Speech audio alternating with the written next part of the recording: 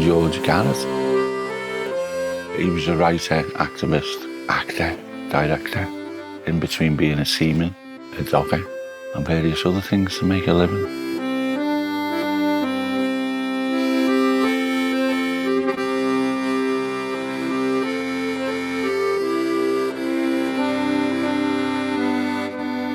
He fought against sectarianism.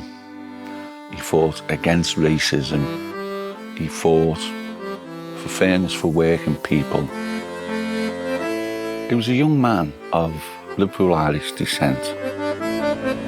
He grew up in the Park Lane area of Liverpool, which at that time was probably the most cosmopolitan area of Great Britain.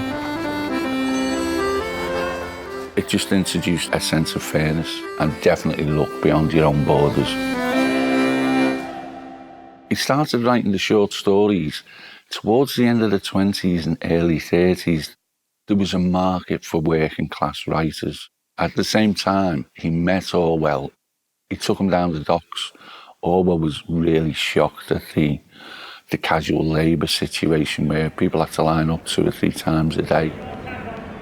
Where he'd be living would be, there's people living on top of people.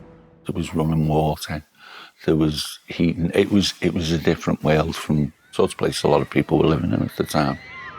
He's self-conscious about other people's attitude to his writing.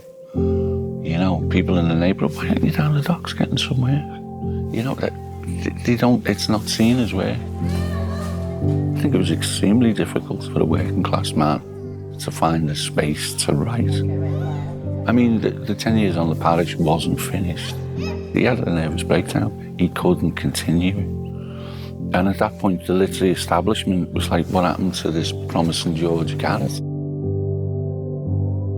He didn't like the road to Wigan Pier. He felt it was condescending.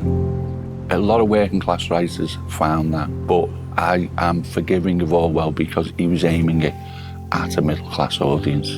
It was like, look, this is what's happening. We're looking to get the short stories published again, which would be great. He's a household name among academics, but we're trying to get him beyond that small circle. One of the things, when George was helping to organise the unemployed in the early 20s, it was to get a universal welfare state. It was based on something called the parish then, just local councillors doling out what they saw fit.